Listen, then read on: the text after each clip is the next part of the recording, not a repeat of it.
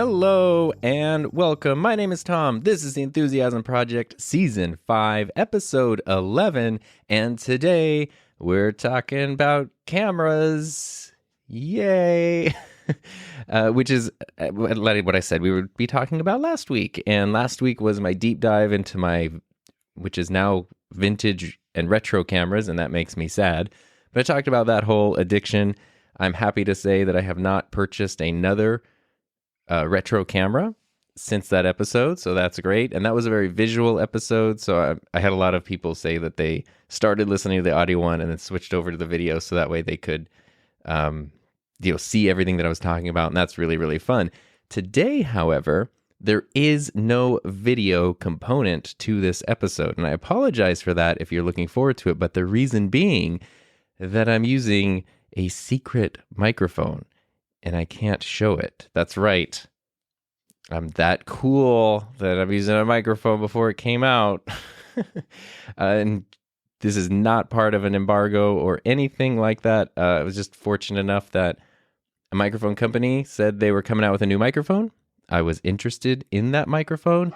They said they would send it to me, but it's not out yet, so I can't talk about it or show it or really give you any info, but I can use it and let you hear what it sounds like. And then when it does come out and I can tell you what it was, you'll already be like, hey, I know what that is. So today we're going to talk about cameras. We're going to talk about new cameras like the Canon R3, the Sony a7 IV. It's probably going to be me venting a little bit about my relationship as a consumer with Canon. But prior to that, I wanted to talk and explain about the microphone because, there are a number of people who are always trying to guess which microphone I'm using. And so specifically, like Scott, if you're listening, you can pick out the SM7B anytime without even looking at it. That is not the microphone that I'm using right now. But I did want to do just a few quick comparisons just to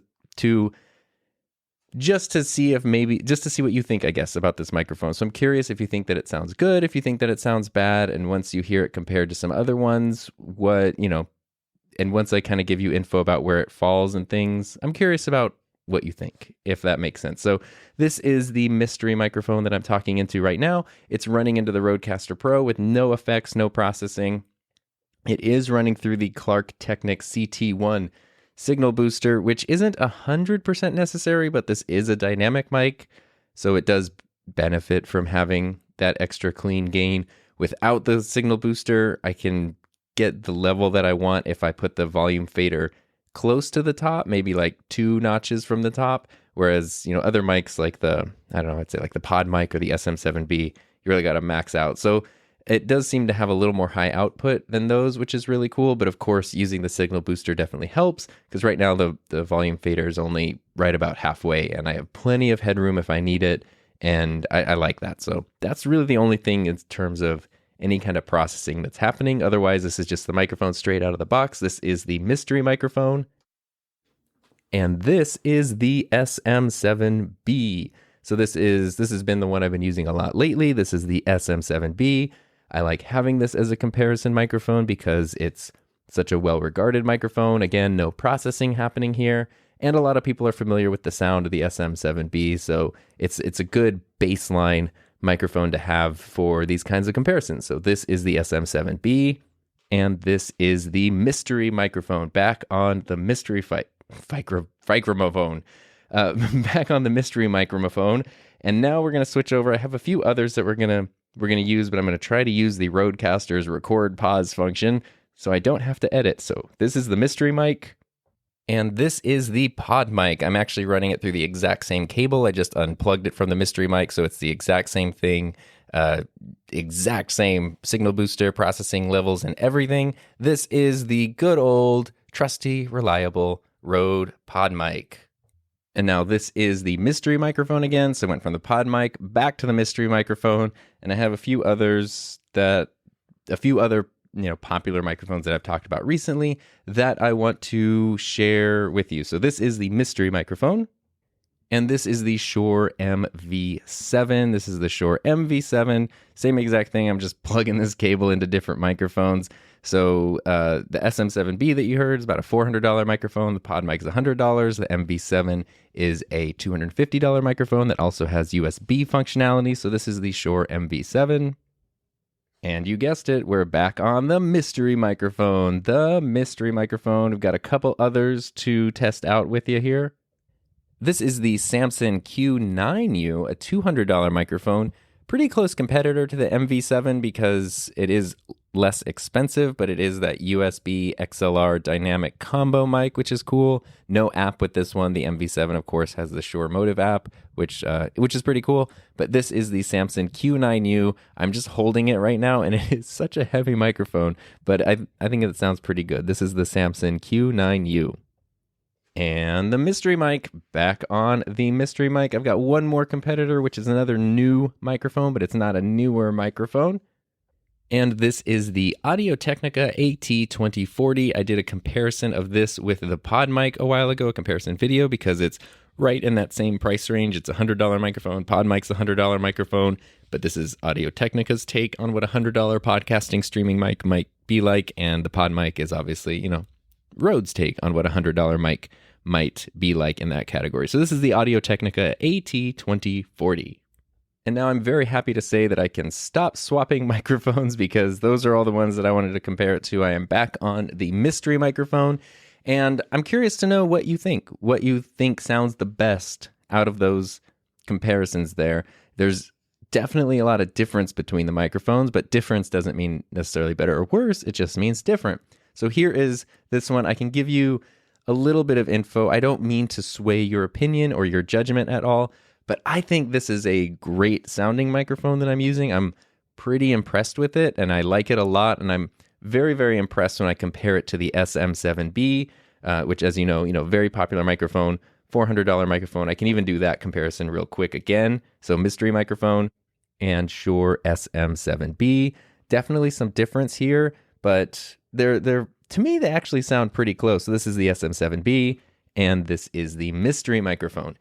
Now, I don't have all the pricing info or the release date info of this microphone, but I think, and this is just me thinking, I think this microphone is targeted at the pod mic market, which means I would expect it to be somewhere between $100 and $150 when it comes out. And if that's the case, which I don't know if that's the case, but if that's the case, I think this is going to be a real winner for that $100 podcast streaming microphone setup because it sounds real good.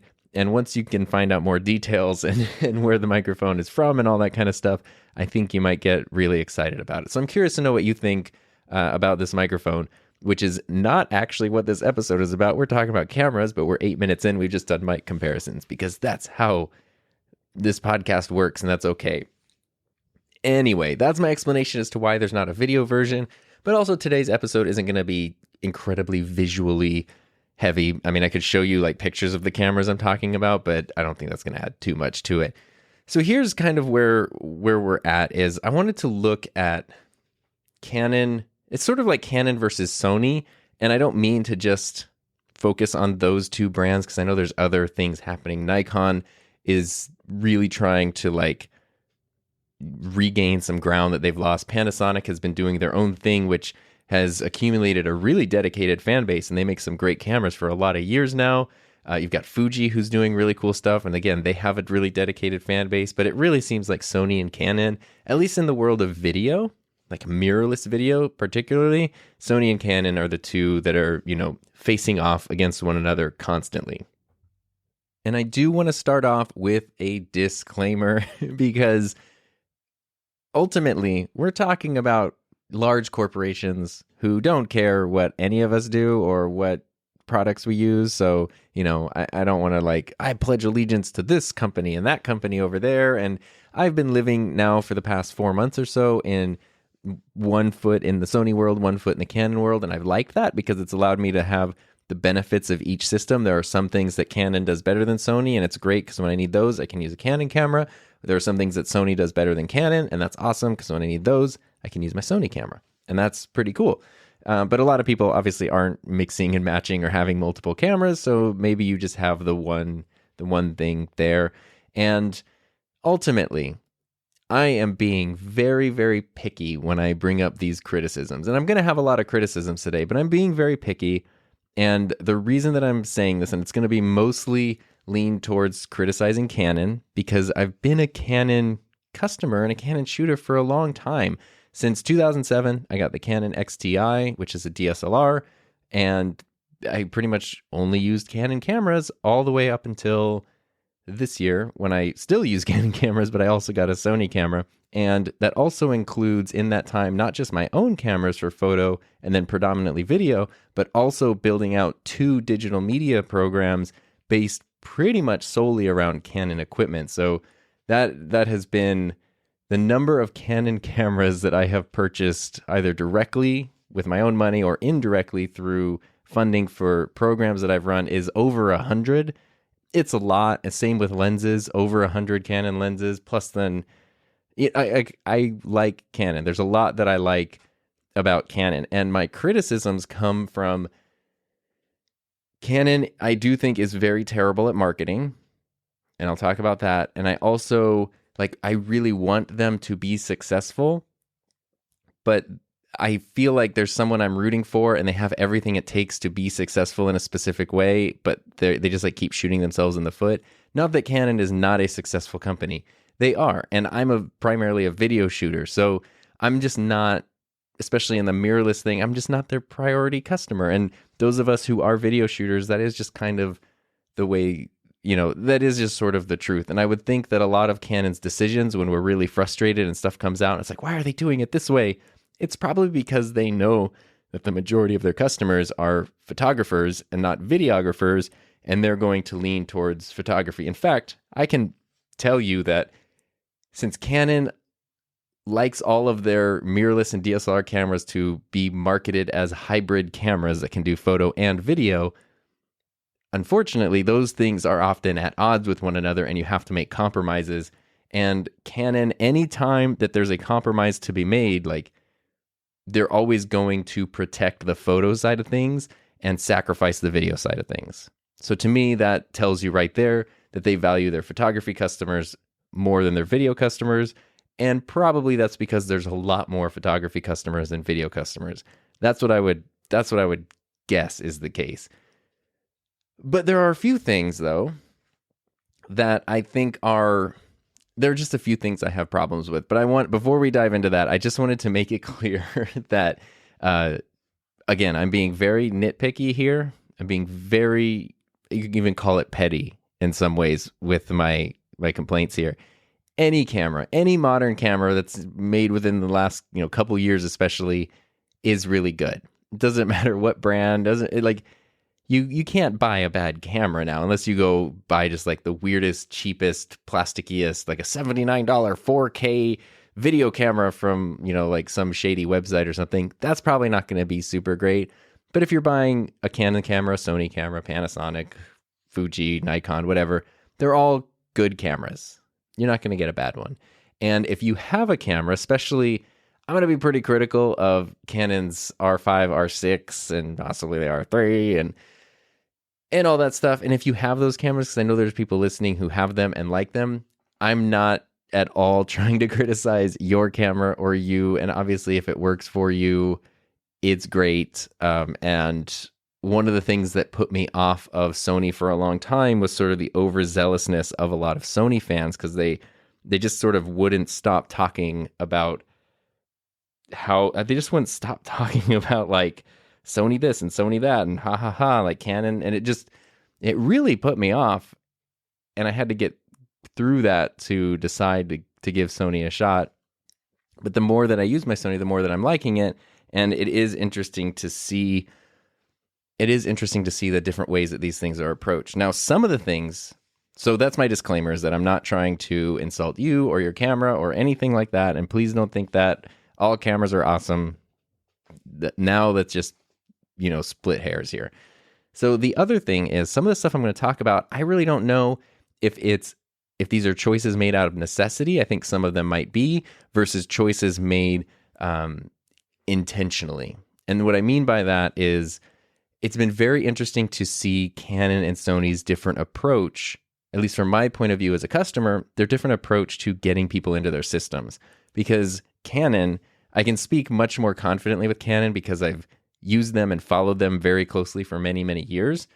Canon is real specific about trying to push you towards certain, like, I guess it's certain lines of cameras. For the most part, if you're looking at Canon DSLR and mirrorless cameras, which they're phasing out their DSLRs, they really try to market those as hybrid cameras. They can do video and they can do photo.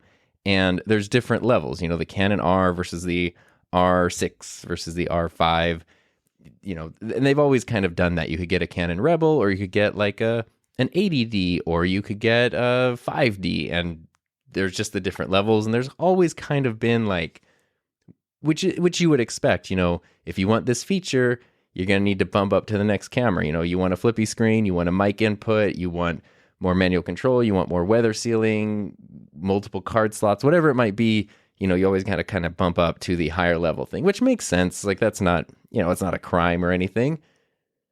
And then Canon has the Cinema series for video. If you want really dedicated video stuff, those are interchangeable lens cameras that are designed specifically for video. And they also have their camcorders and like their professional camcorders, which are really great too, but I'm not so much talking about those today. That'd be like the new versions of the GL2 that I talked about last week.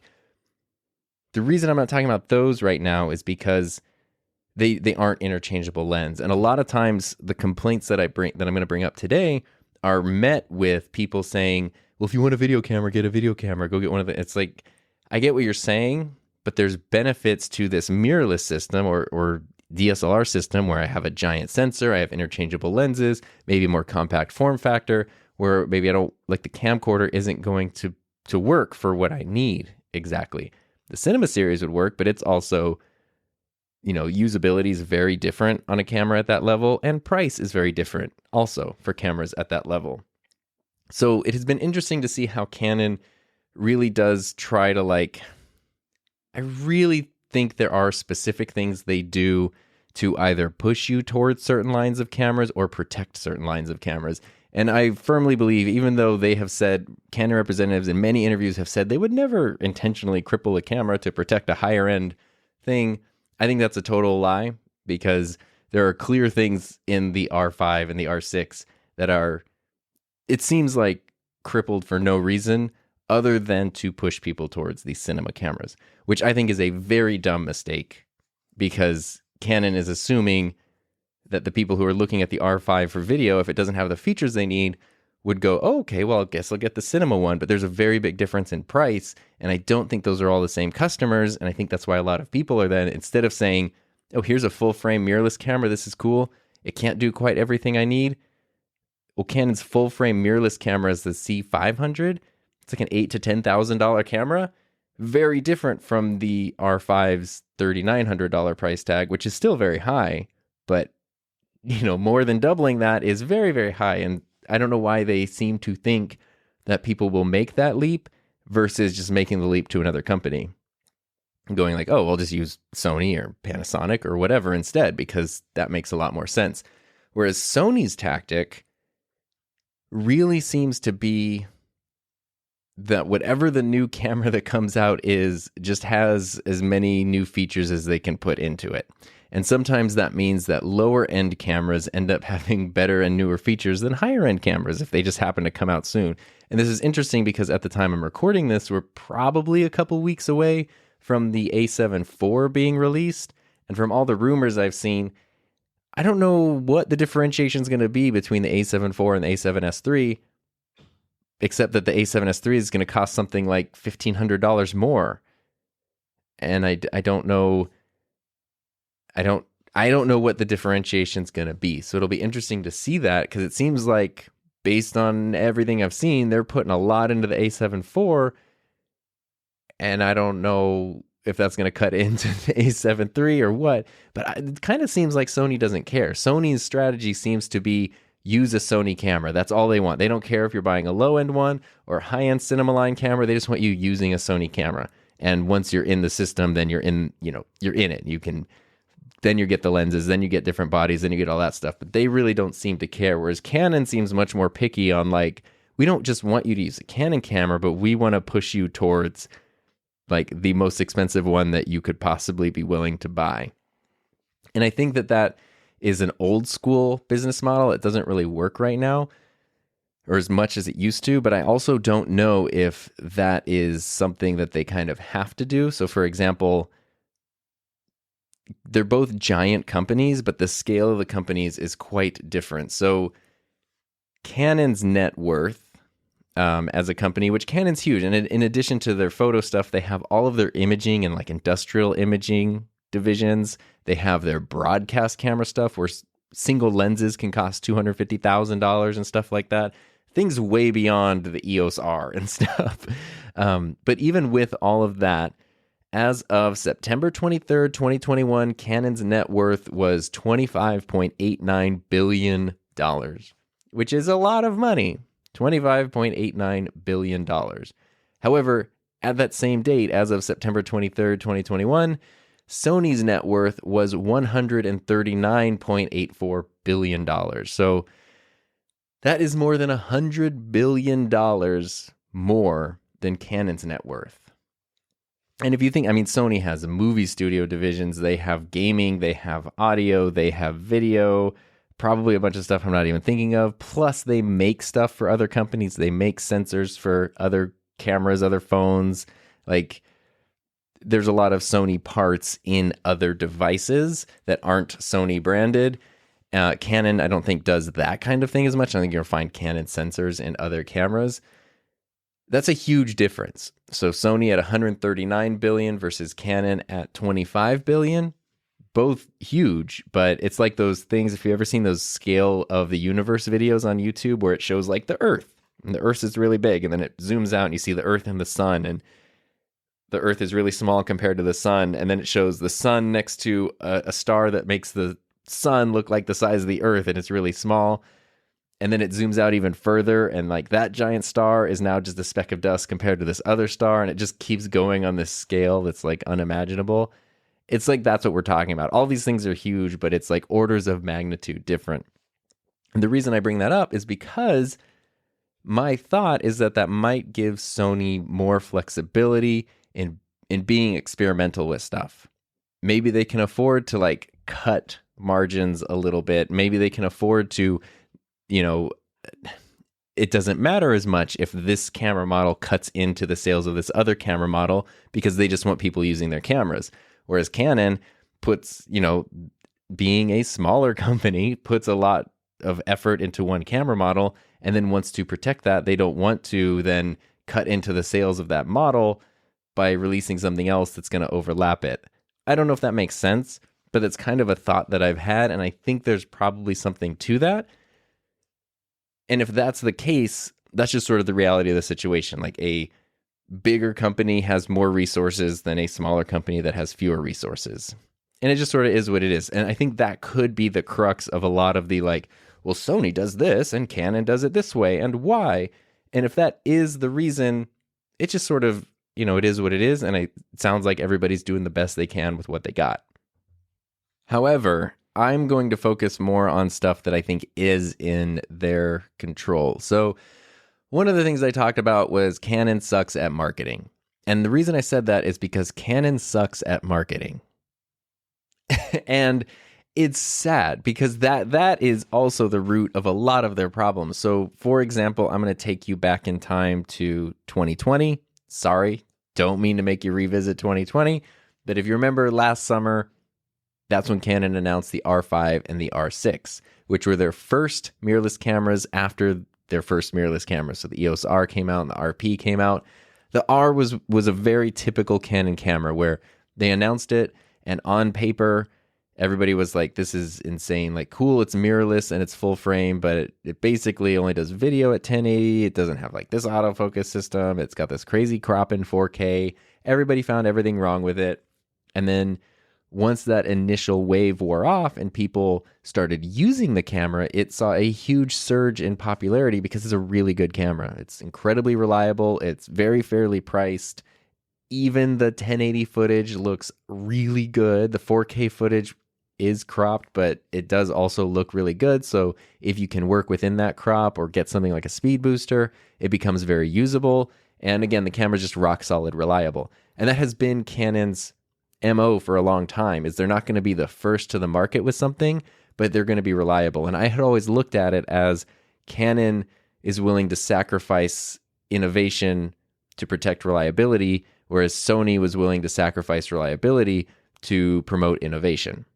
And so Sony was, ever since, 2014 when the first mirrorless camera came out, they were always kind of pushing the boundaries. Here's, crazy video settings, here's crazy low light stuff, but also bad battery life and overheating and cameras freezing and bad autofocus.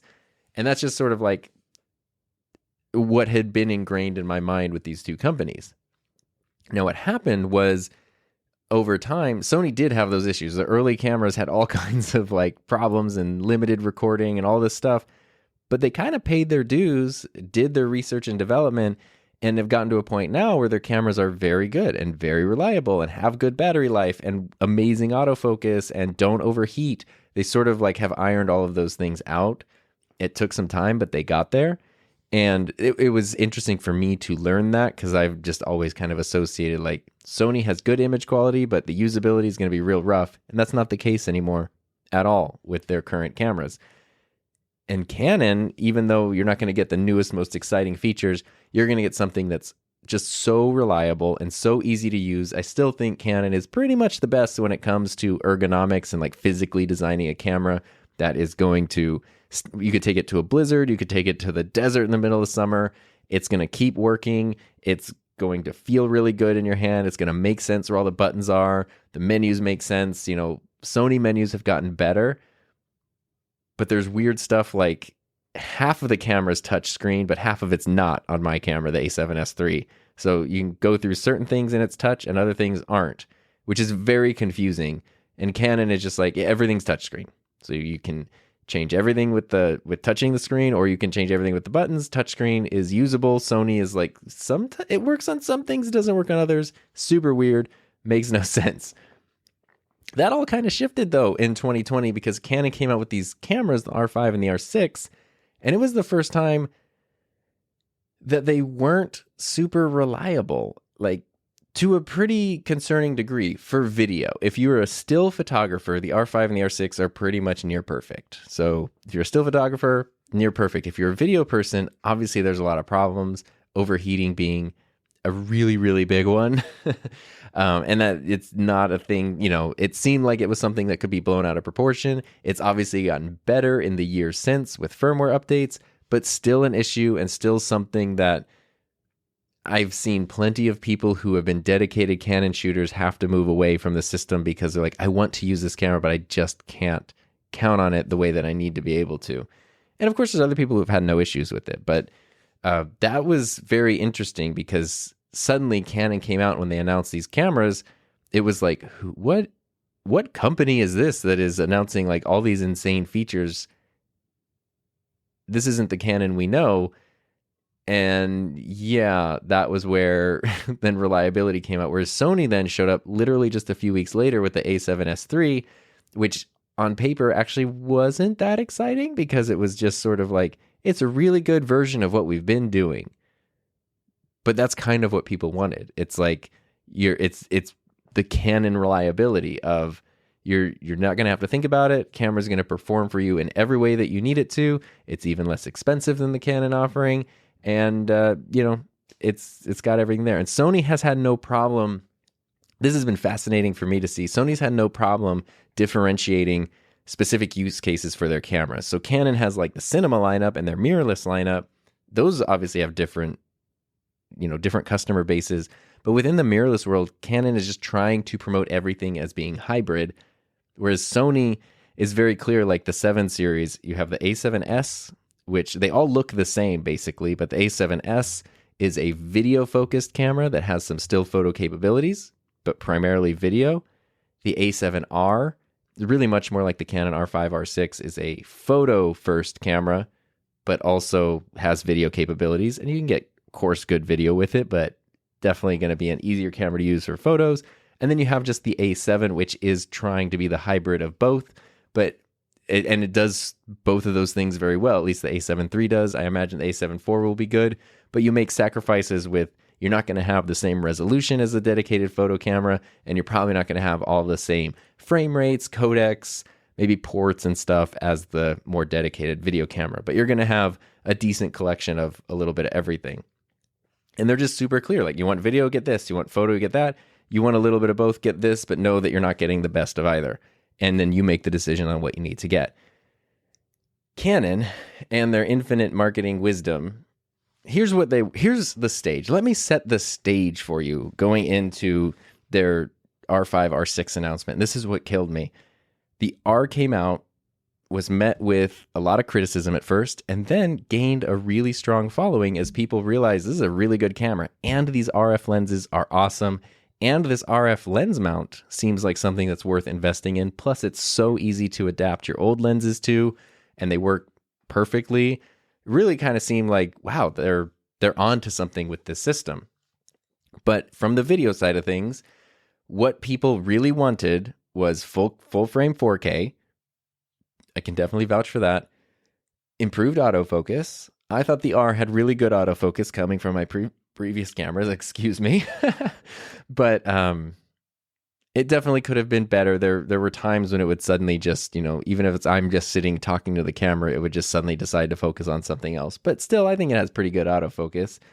People wanted double card slots and to get rid of the multifunction touch bar thingy, which I was always kind of indifferent towards. I didn't have the hatred towards that other people did. So here's all that Canon needed to do. When they announced the R5, which was the camera that people had been waiting for, they just needed to look at that list of things that people have been asking for several years and go, okay, guess what? Here's a new camera. It is full frame 4K. It has dual card slots. It has good battery life. It has even better autofocus. And we redid the body to take everything that was good about the EOS R, but also everything that was great about the classic 5D series cameras, smashed them together, and now you've got like the best camera body there, and that's the Canon R5. If they had pitched it that way, I think people would have lost their minds and been like, Canon gave us literally everything we want. Oh, and there's in-body image stabilization and all that kind of stuff. I think that would have been a hit if that's how they pitched it. And then what Canon could have done is said, they could have pulled the Apple trick and said, one more thing. Not did we just give you everything you asked for, but if you want to take it a little further on the video side, there's a high quality 4K mode that's even going to look better. And there's 8K recording in this camera. So if you want, you can record 8K. And they could have very clearly just said, just so you know, there's limitations, like 8K is limited in terms of recording time, and it's going to take up a lot of memory. 4K HQ is limited in terms of recording time, but you can get, whatever it was, 40 minutes of HQ and 15 minutes of 8K. And I think people would have been blown away by that. It would have been a home run, grand slam, like people would have loved that. Because even if you think back to the old Sony cameras, they could originally do like 5 minutes of 4K before overheating. Even my RX100 has a 5-minute timer on it, and then you're done with 4K for a while. So knowing that you have unlimited 4K that won't overheat, that's just as good as the 4K in the EOS R, which is really high quality, but then you also have this other higher quality 4K, which looks amazing, but it could overheat, it's going to have some limits, and you have 8K, which is just totally off the wall, but hey, here's an experimental feature, we're going to give you everything you wanted. I think people would have lost their minds. And it would have been the exact same camera that exists. But what Canon does is instead, they lead with 8K. It's an 8K camera. Oh my God. And the 4K high quality mode is amazing. They don't even talk in their introductory presentation. They hardly even talk about the regular 4K mode, which is still really good and also doesn't overheat and takes up less space on the memory card. They kind of just ignored that and only focused on the 4K HQ and the 8K, which are the most difficult to use settings, but those are the ones that are going to get headlines and got people real interested. And those are also the ones that have all the problems. So then people got the cameras feeling like they're not getting what was promised to them because the reliability isn't there. Keeping in mind also that realistically, this is what's frustrating. The R5 as a photo camera, like I said, is basically perfect. Pretty much perfect, unless you want an insane high frame rate, then that's not even what the 5 series is for anyway. So in terms of a 5 series still photo camera, it's perfect. But they didn't even really talk about that much, other than like, it's a really good camera and it has autofocus and stuff. But 8K video, they focused on the thing that's really, it does grab attention, especially a year ago, but it's probably the least important feature in the camera. And that's what they focus on the most. And I think that they did that. Probably my guess is seeing how Sony announced the A7S III like literally 2 weeks later. My suspicion, tinfoil conspiracy hat thing, is that somebody at Canon probably knew what Sony's next camera was going to be. I don't think that was a secret between, I'm sure somehow someone figured that out and they're like, Sony's coming out with this thing. It's video focus, but it's just like, it's a 12 megapixel sensor. It's 4K. That's it. We can take the headlines by going, Sony's just giving you another 4K camera. Canon's giving you 8K. And I think they kind of went that route, but they ended up skewing everybody's expectations of what this thing was, and then really confusing people because for pretty much the first time, a Canon camera was not reliable. And then Sony showed up and they were like, yeah, this is just really good at what it does. And that's it. And it's 12 megapixels because that's what's great for video. And this is a video first camera and it's not going to overheat. It's got amazing autofocus. It's super reliable. And there you go. And it has a flippy screen. Done. And you saw how many people made that leap to the Sony over the Canon. And that there's just so many things that Canon does like that, where it's like you actually had it with the same product. You didn't have to change it, but it was just the way you pitched it and the way you put it in everybody's brains. You kind of like killed it from the start. It didn't even have a chance to really succeed because people could only focus on the flaws instead of things like, oh, this 8K is an amazing limited option, but it's an option that's there. People were trying to go like, my whole workflow is going to be 8K from now on.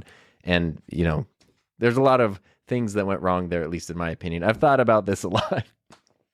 There's also two other things, though, that beyond the marketing, that are with the cameras themselves that were concerning to me. And to me, these are the two things that show, these are the two most concerning things to me as a video shooter who is trying to navigate how to view Canon going forward. And they might sound small, but it's the 30-minute record limit and the HDMI port, because I think those two things tell you a lot about how Canon works. Let's talk about the 30-minute record limit. So the reason that still cameras and mirrorless cameras and DSLRs have had a 30-minute record limit, as you might know, is because of just a tax law. If a camera records more than 30 minutes of video, it's considered a video camera and it's taxed differently, which means the companies have to pay more money in taxes. So to get around that, companies limited their cameras to 29 minutes and 59 seconds of recording.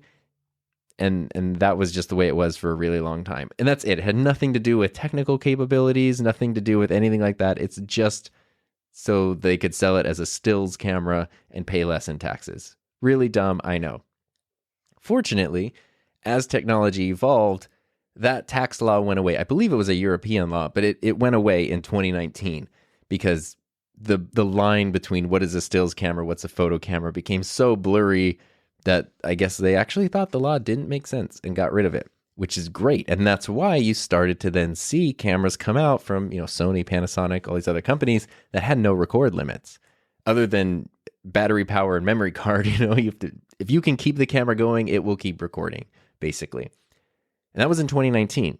And then Canon released the R5 and the R6 in 2020, both with 30-minute recording limits.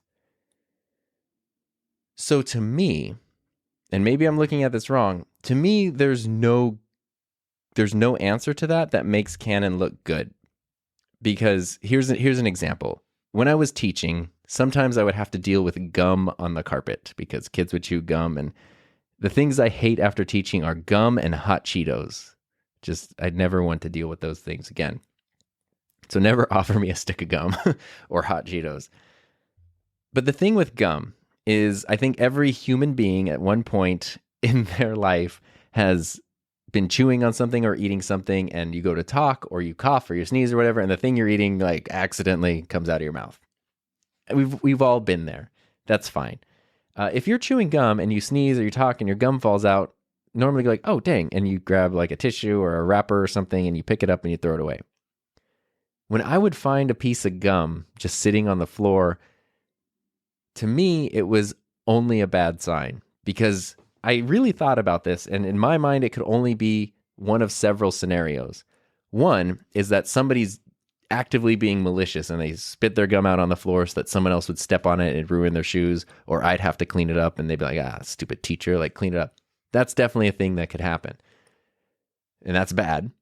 The other is that somebody's just really selfish and careless and they're done with their gum, so they just spit it out wherever they are. If they happen to be inside the classroom, it's just like, yeah, the gum gets spit out. If you've ever seen someone just littering, like they're eating a bag of chips or something and they're done with it and they just throw it, like literally I've seen people walking down the street and they're done with something, they just throw it off to the side of wherever they're at, and that's it.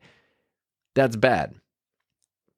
And if that's the case, where someone's just done with their gum, so they spit it out wherever they happen to be, it doesn't say a lot of good things about their character.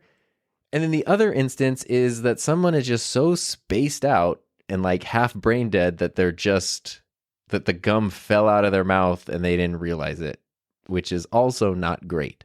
So in my mind, anytime I saw gum on the floor that hadn't been picked up, it was a bad sign, because it was saying something bad about people who had been in my classroom, and that was frustrating.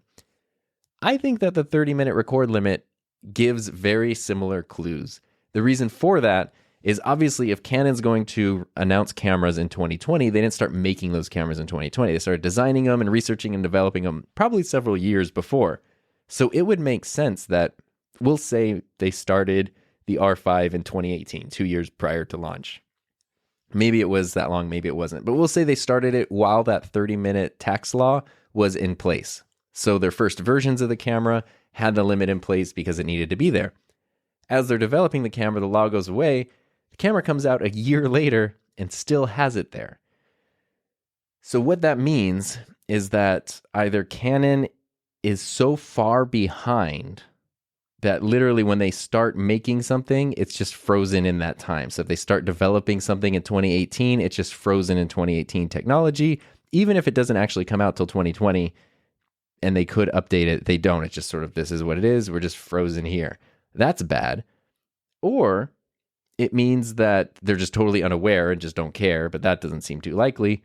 What actually seems more likely to me is that they wanted it to be a limiting factor to push people towards more dedicated video-centric cameras like the Cinema Series. It was something done to protect the Cinema Series, and they really kind of messed it up because other companies got rid of it, and then Canon showed up probably thinking that our users are used to this. We've had this recording limit forever. It's a common thing.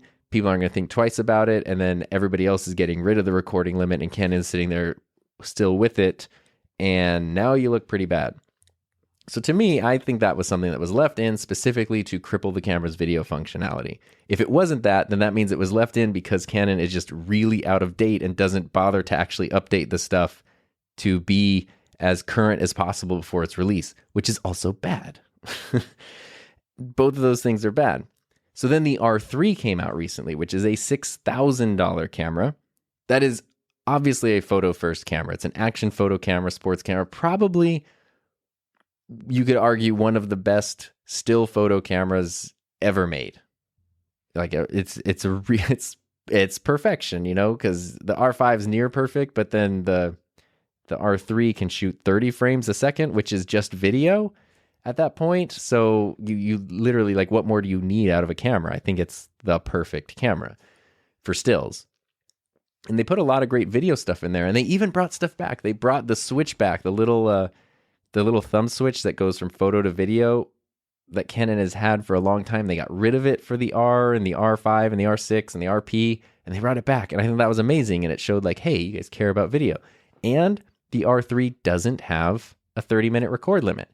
So I was trying to think, okay, why doesn't it have a 30-minute record limit? It shouldn't. No camera coming out in 2021 should. And I was just wondering, is it because it's a $6,000 camera and they just knew that people wouldn't stand for that on a $6,000 camera? Or is it because they started developing it in 2019 or 2020 when the law had been off the books? And so when they started developing the camera, there were no 30-minute recording limits. And so just by chance, the camera doesn't have one. I don't know which of those it is. I kind of lean towards the idea that people just wouldn't stand in 2021 to spend $6,000 on a camera that has a recording limit. But the even more frustrating part, though, is that the R5 and the R6 still have the recording limit. I would hope, and maybe this will happen, that in a firmware update, Canon will get rid of that because there's no need for it. And now they're releasing new cameras that don't have it. So why do these other professional level, very expensive cameras still have this unnecessary limit? I don't know. It's interesting to me. But the fact that the R5 and the R6 had that showed me that they were, I feel, intentionally crippling the cameras to push you towards the higher end Cinema Series cameras. That was a very weird sound that came out of like my chest just now. So I might have like an alien in there. I am sorry about that. The joys of podcasting.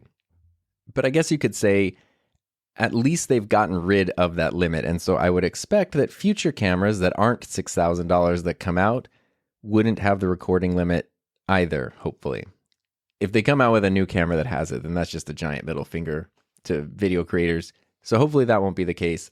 I don't know why they're not updating the R5 and the R6 other than just to keep those cameras limited. But here's the other thing though. And this is really, I've gone 46 minutes now specifically to talk about HDMI ports because this is the big one to me. I think it is important to talk about these ports. I can't even begin with this. So basically, since the dawn of video in Canon DSLRs, they have used mini HDMI ports as an output, which has been fine. Mini HDMI is not ideal, but it's not bad. It's pretty reliable. It's fairly secure. And it's pretty popular. It's not hard to get mini HDMI cables or adapters or anything like that. If you go to the professional level things, whether it's a camcorder or Cinema Series stuff, you have full-size HDMI, which is much, much better. It's more universal. It's way more secure. Once you plug in HDMI, it's pretty much in there. Mini HDMI can kind of like get pulled out a little more easily. Obviously, more professional video first cameras are going to also have SDI output. I would never, ever, ever expect Canon to put SDI on a mirrorless camera. That would make no sense. So that's fine. But HDMI is interesting, especially because Sony came out then with the A7S III, a smaller camera than the R5 and the R6 that has full-size HDMI. If you're somebody who shoots video, maybe you don't use HDMI a lot, but quite a few people in the video production world or filmmaking world or whatever you want to call it, use that HDMI output a lot, whether it's for an external recorder, an external monitor, a capture card, whatever. There's a bunch of reasons that people use HDMI out on their cameras. And so those ports are really important. So what Canon did on the R5 and the R6, which are bigger cameras than the EOS R and the Rebels and all those cameras that have mini HDMI for years, is they put micro HDMI. Micro, which is the worst one. Micro HDMI, if you've never had the displeasure of using it, is terrible. The cables break very easily, the little connector, because it's very small. It's a very, as the name implies, a micro HDMI connector. So the cables are very easy to bend and break, even if you take care of them. The ports on things are also very easy to damage if that cable if the cable's plugged in and it gets moved and bent a little bit. It's very easy to damage the ports inside cameras, and that's very unfortunate. And it's also very easy, especially compared to regular HDMI, to just accidentally unplug micro HDMI. So imagine you're doing a video thing where you have your camera connected to an external recorder and it's very important, and then something just gets bumped and now your recorder gets disconnected and things get ruined just because of this stupid little thing. Plus it's a very frustrating thing to just plug in. It's like, I hate it. And I'm not alone in my disdain for micro HDMI, but there's a place for it. You know, my Sony RX100, a small point and shoot camera, something like the ZV-1, those have micro HDMI, totally makes sense. GoPros, action cameras, A lot of them have micro HDMI. Totally makes sense. Those are really small cameras. They don't have room for anything else. But the R5 and the R6 are really big cameras. They could easily have full-size HDMI, or at least keep the mini HDMI that you've had for years. But no, they went with micro HDMI, which to me, the only reason you would do that is to specifically like mess with video production people. I don't see any other reason for that. It's specifically to just like, we don't want to make this camera too good for video, so we're going to put in something that's frustrating, and if you want to get around that, you need to go to the Cinema series. The problem there is that Canon Cinema series, every camera is excellent, so not a problem there. The price, though. The cheapest one is the C100 Mark II, which is old. It's like a 7-year-old camera. It's a great camera, but it's a 1080p camera, does not have very good autofocus, and it's 7 years old. And you can still get it new for like $2,500. But if you're looking at something like the R5, you're probably not, like for video, I don't think the C100 is going to check the boxes. So that's probably not an option. Then you've got the C200, which is a 4K camera. It's an amazing camera. It's a little long in the tooth. It's a couple years old at this point, and it is also Super 35 sensor, like the C100 is, and it's $5,000 new. So that's more expensive than the R5. It's $1,000 more expensive, and it's crop sensor, but it is dedicated video. And then, of course, Canon's newest cinema camera, the C70, is $5,500, and that is also a Super 35 sensor. And for some super bizarre reason, it does not have as good autofocus as the R5 does, even though it came out after the R5. That makes no sense. So I don't know what's happening there, but the C70 is a very popular camera. A lot of people like it, but it's really expensive. If you're looking at the $3,900 Canon R5, but you just want, full-size HDMI or whatever dedicated video thing, no overheating, and then you look at a cinema camera and it's going to be $5,000 for the C200 or $5,500 for the C70, and then you're also giving up the full-frame sensor, that kind of sucks. So then you could go up to the R3, right, which is a full-frame camera. It's $6,000, but you've got full frame, you've got amazing photo capabilities, you've got supposedly no overheating for video. Like, that problem has gone away because that's a massive, massive camera. It's basically like if you took an R5, put a battery grip on it, and that was the whole camera. If you've never seen those cameras, I'm sure if you're listening to this, you probably have, but they're huge. They're giant cameras. So that would be a good choice, except the R3, the giant, physically giant $6,000 camera released in late 2021, has micro HDMI. That camera could have 2 full-size HDMI ports. There's no reason for that to have micro HDMI. The only reason that the R3 has micro HDMI is just to be a middle finger to video shooters. There's no other explanation for that, period. And that sucks. Because again, in this case, I think Canon's argument, I know this is a lot of speculation, but they just suck so bad at marketing. I think their argument would be, well, if you want cinema, just get the C70. It's $500 cheaper. Yes, but it's not full frame. I think if you're looking at a full frame camera, full frame sensor is probably something that's important to you. So it's cool. I can spend $500 less and get these features, but then I'm losing the giant, beautiful full frame sensor that I want. That's very frustrating. The C70 does have a speed booster that you can buy, which makes it kind of close to full frame. It's not quite the same field of view. It lets in more light, which is good, but it doesn't really give you the full frame depth of field, like kind of sort of does. And then that puts you right back at the $6,000 price point for that the R3 would be. So you kind of end up with sort of a full frame cinema camera for the same price as the R3, but not really, because it's not true full frame. So then the other option is, if you want full frame cinema from Canon, you've got to go to the Canon C500, which is, turns out I was wrong earlier. As I'm looking this, it is currently, the C500 Mark II sells for $16,000 for the body. Yeah, So if you're looking at the R5 as a full frame camera that you want to do video on, you're like, this is $3,900. This is kind of expensive. And then maybe you get pushed up to like the R3, but you're like, geez, it's still, there's still like that stupid HDMI port. It's kind of limited. I would like a full frame cinema camera. Oh, it's $16,000. That's not an option. So Canon, what are you doing? Like, who are you trying to put, like, those aren't the same customers. The person who's going to spend even $6,000 on a camera is not the person who's going to spend $16,000 on a camera. Instead, what they're going to do is they're going to go, oh, I'll just get a Sony, where I can get something like the A7S III, full frame, no overheating, full-size HDMI out, great battery life, great autofocus, super good image quality, and it's $500 cheaper than the R5.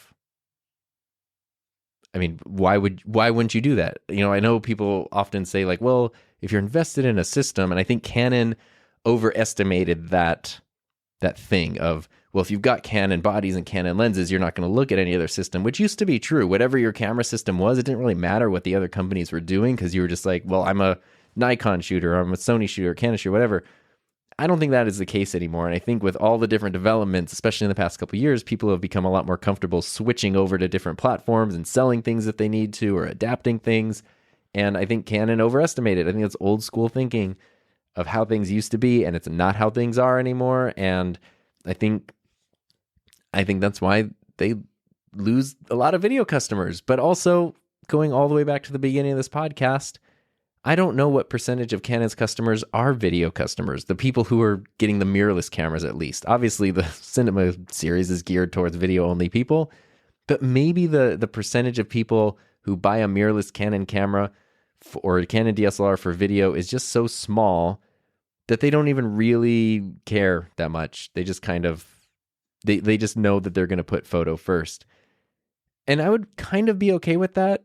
But the thing that's annoying is Canon is the company that kicked off like DSLR video, interchangeable lens video.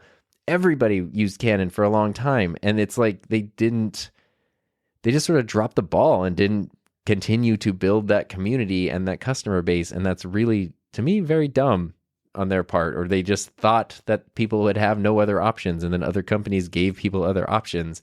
And that's incredibly frustrating as someone who likes Canon cameras and wants them to succeed and absolutely loves Canon lenses. Like, I want them to succeed, which is why this is frustrating. Plus, if that's the case and Canon video users are a small percentage, cool. Why then is so much of Canon's marketing geared towards video features? Like, if you're not actually committed to serving that community, why are you marketing so hard to them where you're just going to disappoint them with things? And then you're going to do stuff like release a $6,000 camera that you say is great for video, but it has a micro HDMI port. Get out of here. Are you serious? Okay. I think I'm back to earth now after that. That's my first world camera rant. I could definitely continue. Sony's not perfect either. Sony makes, weird choices, but I just feel the thing with Sony that I've discovered over the time that I've used it, I'm far less familiar with Sony than I am with Canon, even just like, as in terms of their camera company side of things. But they really, really seem happy to give the customers what the customers are asking for the most part. There's still, weird choices like the screen on the A7S III and the FX3, and basically every modern Sony camera is bad. And like, it's weird that there's these beautiful cameras that have like these kind of crappy 3-inch 4x3 LCD semi-touch screens on the back. Like the Canon EOS R from 2018, heck, freaking Canon 60D from 2011 or whatever, has way better touchscreen functionality, way better quality, way more accurate colors. I don't know. There's weird stuff like that, but it's small potatoes in the long run because the camera is so good to use, and it's hard. Like, I like having a foot in both worlds. Like I said, I think that gives you a lot of versatility, but looking forward and thinking like, well, down the line, if I need to get a new camera or a new lens or something, and I then need to choose which system to support, do I want to get a new Canon camera? Do I want to get a new Sony camera or lens or whatever? Not that I'm in the market for any of those things right now. I am not. But looking down the line, it's hard. Like, I would like to be able to go, wow, Canon, like, they came out with the awesome thing that I want, but they just kind of aren't. And that's frustrating because I really wish they would. And obviously, going back to my disclaimers, everything I'm saying is from my own point of view, my own opinion, based on my own workflow and things that work for me. So if you're sitting there going like, I have an R5 and it's been the best video camera I've ever had, you're not wrong. You know, like, and it's like, I haven't used the R5 or the R3 or, you know, like, I fully understand that there might be faults in my logic, but also as like an avid, armchair quarterbacking. Like, I've just been so invested in this emotionally, financially for so long that I want them to succeed in this specific market. And I just see them shooting themselves in the foot time and time again. And it's really, really frustrating. And I see other companies doing things that are really, really great.